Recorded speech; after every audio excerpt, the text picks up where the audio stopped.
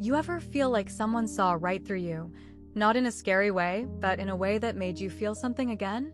Noticed you? I mean, really noticed you.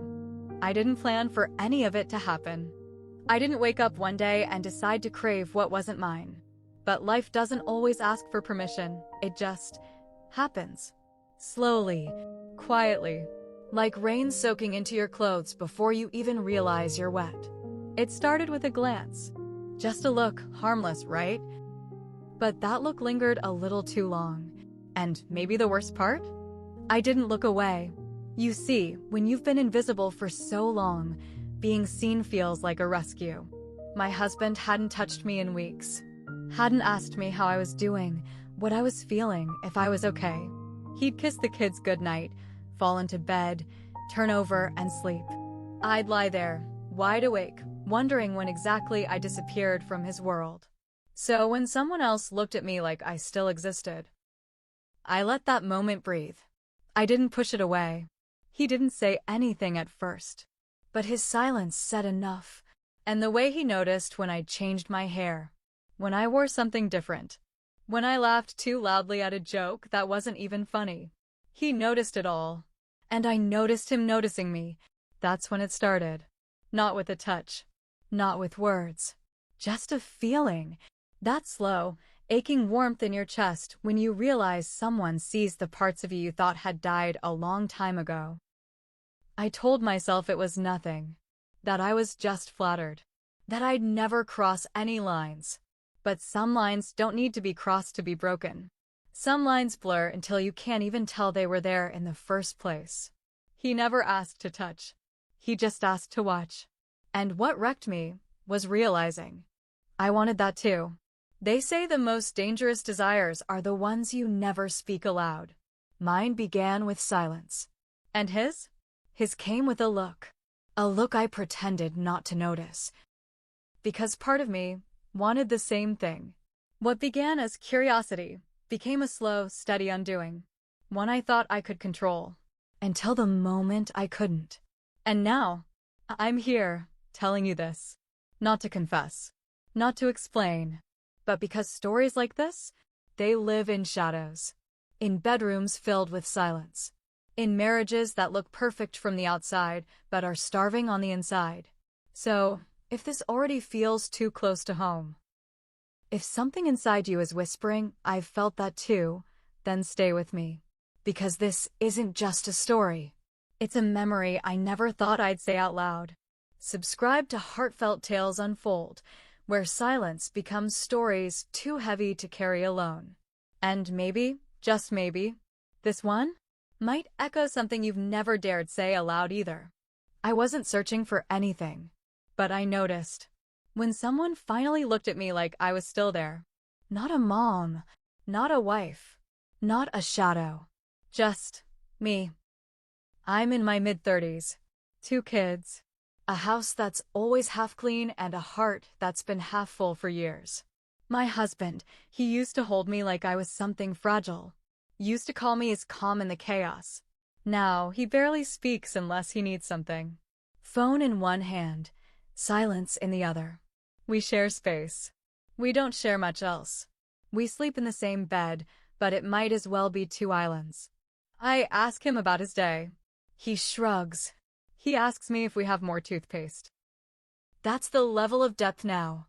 And I tell myself it's normal. Marriage changes. Life gets loud. Kids take over.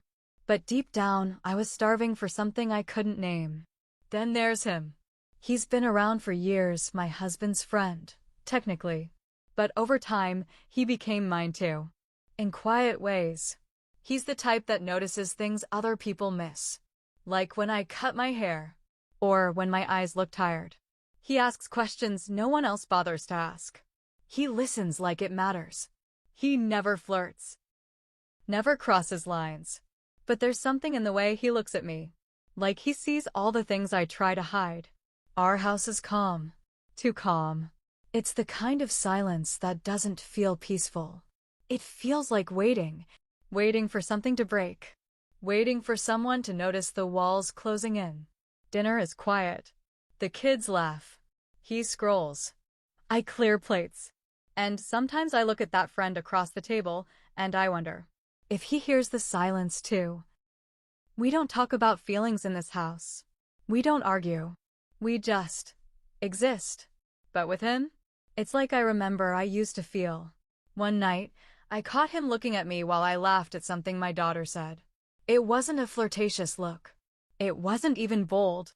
It was soft, curious, like he was memorizing a version of me no one else seemed to see anymore.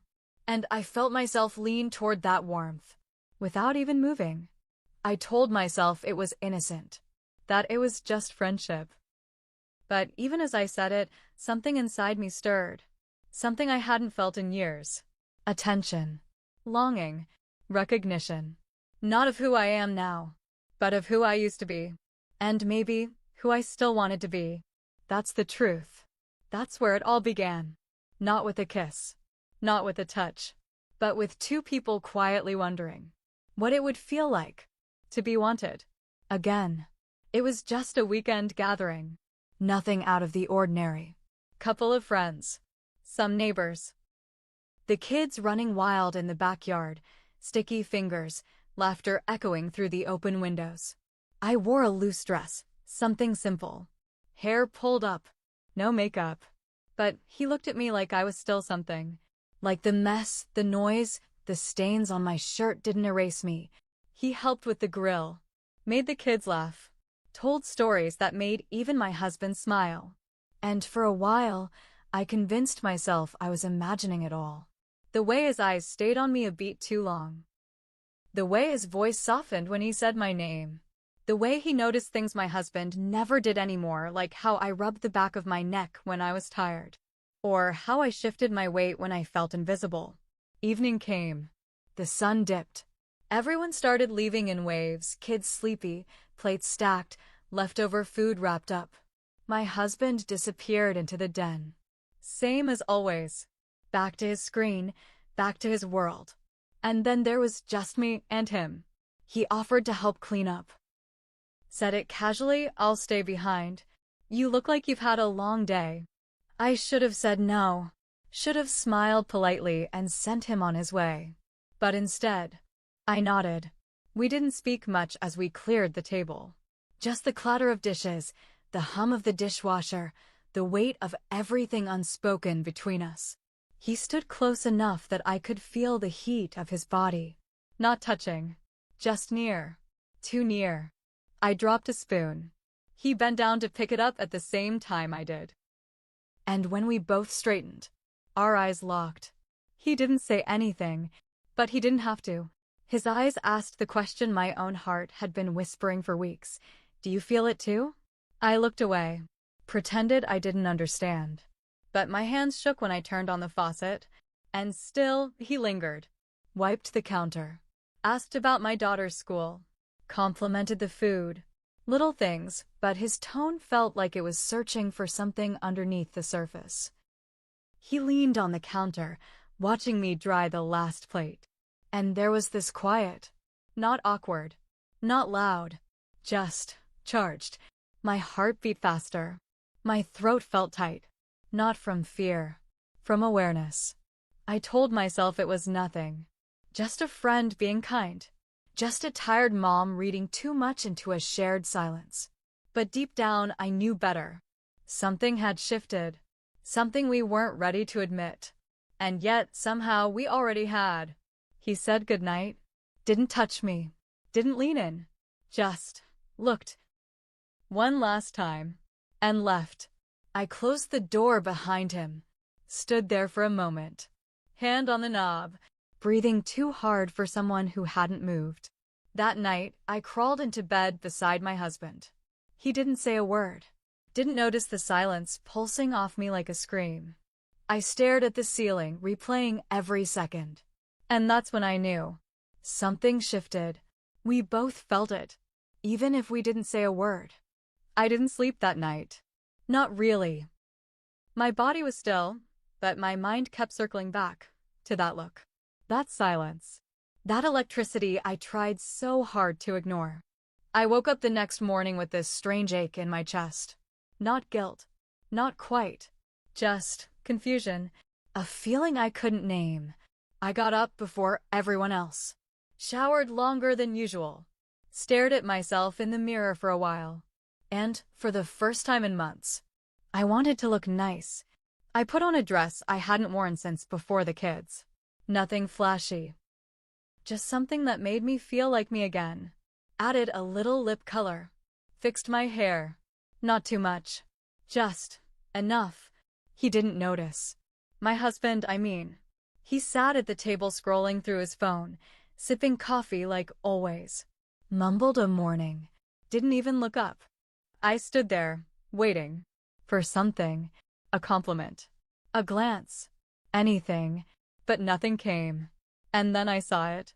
That same friend, he'd sent a simple message. You looked beautiful yesterday. I hope you know that.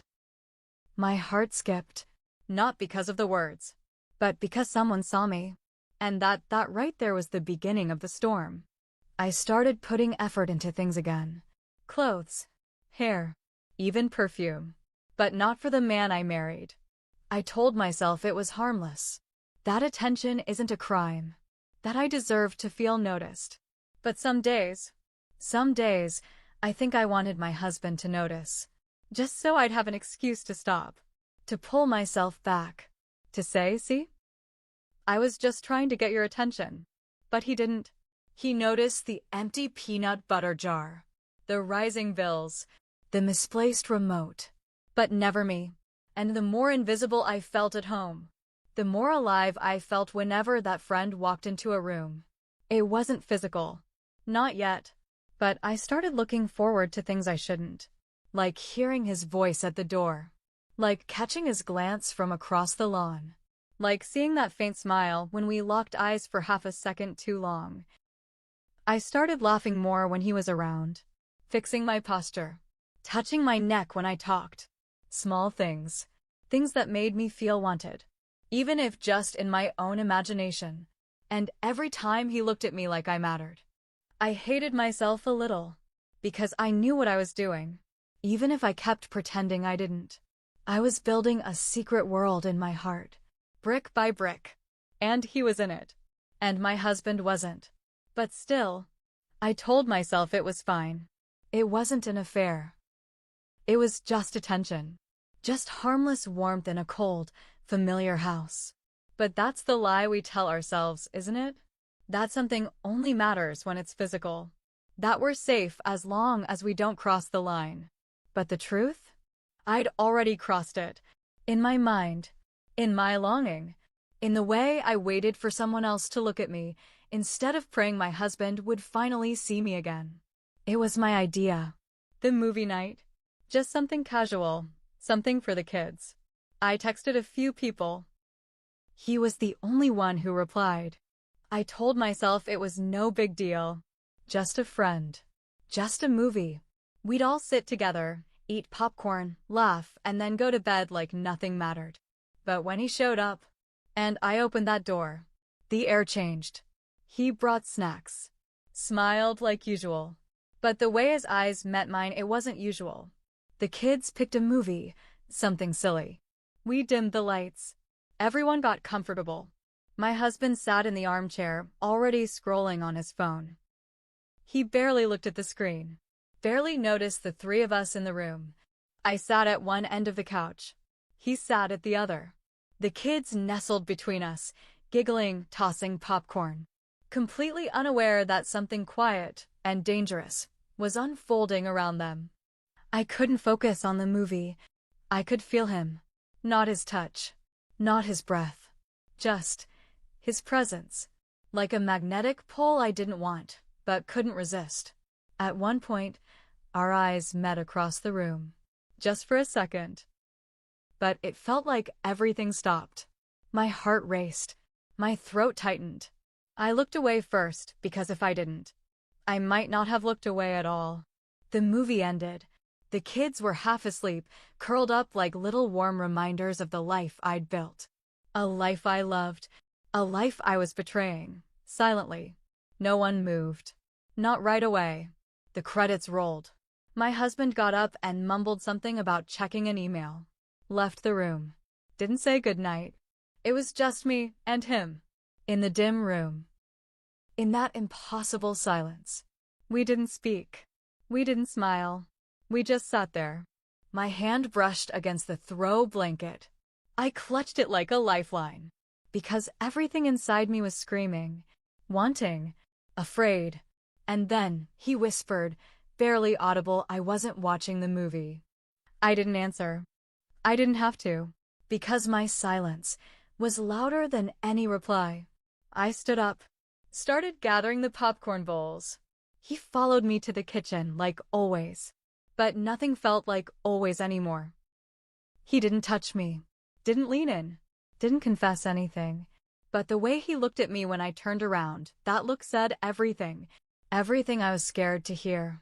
And worse, everything I wanted to believe. I should have told him to stop. I should have drawn a line. But I didn't, because in that moment, something unspoken passed between us. Not touch, not a kiss, but agreement. Agreement that we were both feeling it. That we were both waiting for the same thing. That we were already too close to something we couldn't come back from. He left after that. Quietly. Respectfully. But the weight of that moment stayed behind. I locked the door behind him. Not because I wanted to shut him out, but because I knew, the next time, I might not.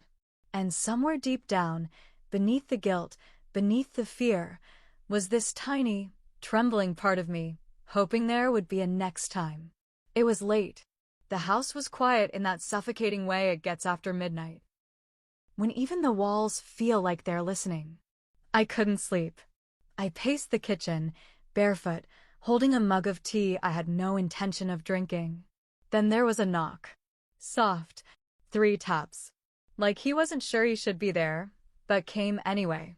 I opened the door. No words. Just eyes.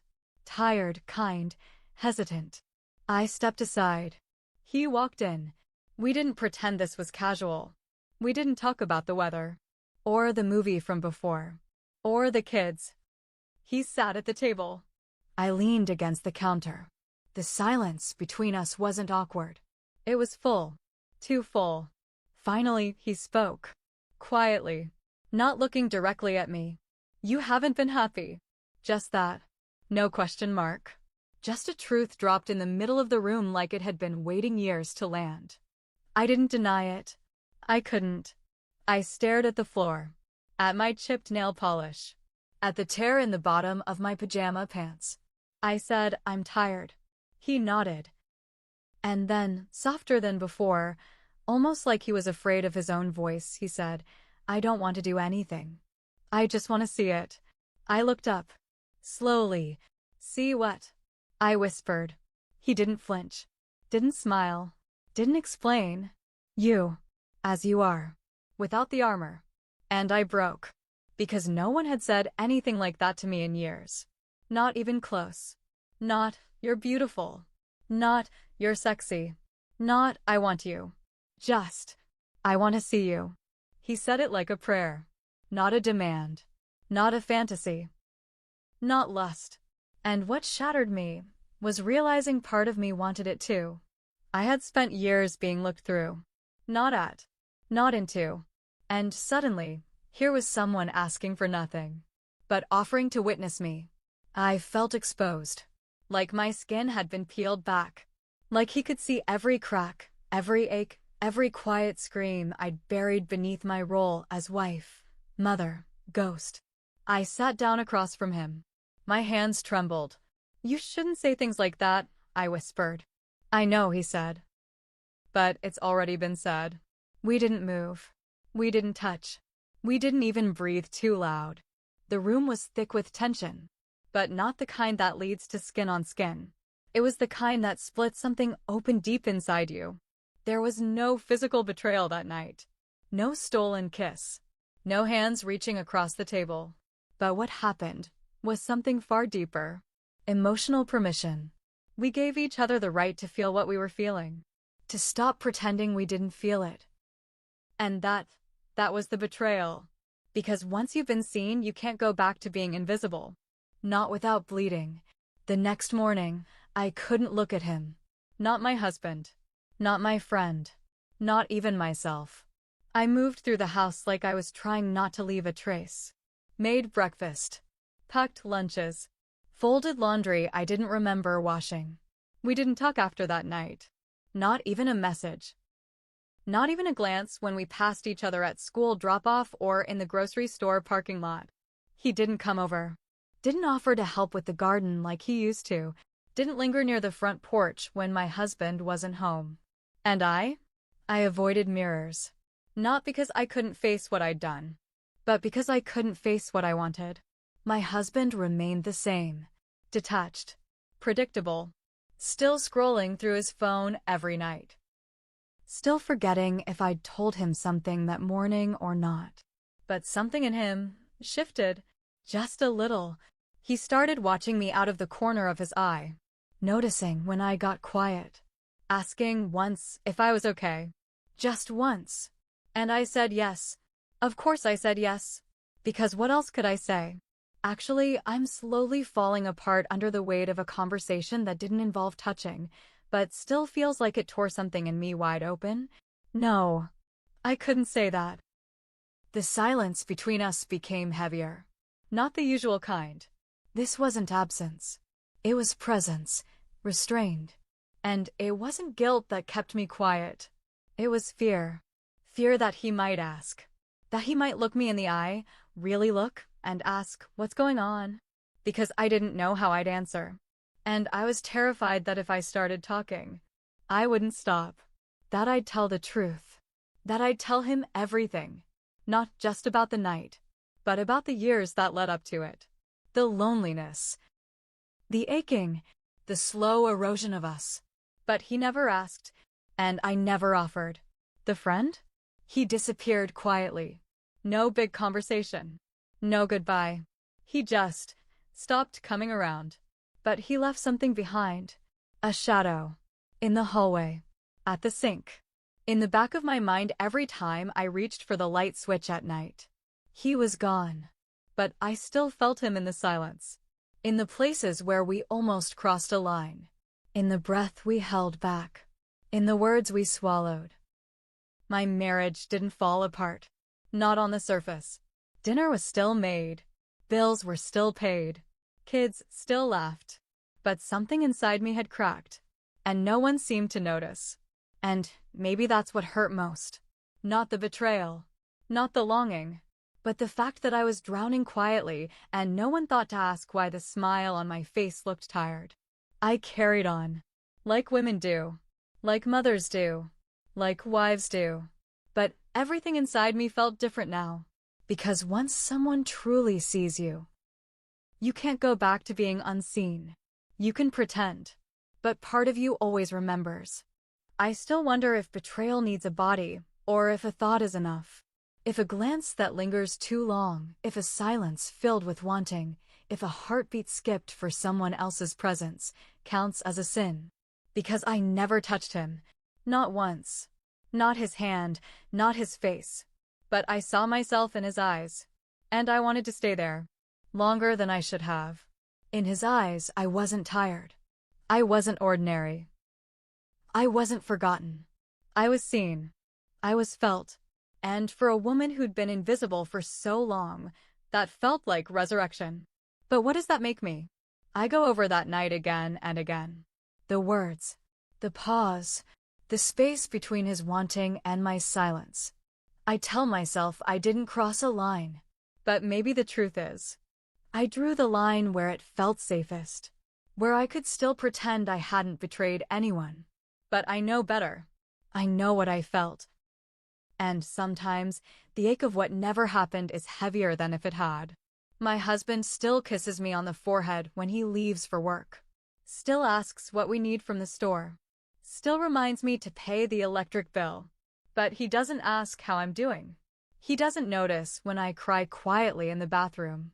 He doesn't see the way I flinch when he walks past me, as if I'm bracing for a question that never comes. And maybe that's the real betrayal. That I built a life where I could go missing in plain sight. Was it weakness? To let my heart wander? Or was it something deeper? Something softer? Something sadder? Was it loneliness? disguised as courage? Because to be wanted, truly wanted, can feel like air when you've been gasping. I didn't ask to be found. But once I was, I couldn't forget how it felt. And now I live between two truths, the life I chose and the one I imagined, just for a moment, in someone else's gaze. And that is a kind of grief no one prepares you for. Have you ever wanted something so badly, knowing full well it could ruin everything? Not because you're reckless, not because you're selfish, but because you were tired of being invisible?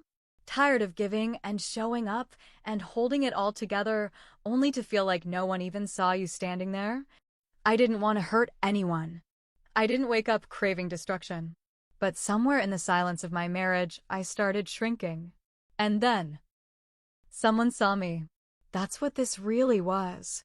Not lust, not escape, just recognition.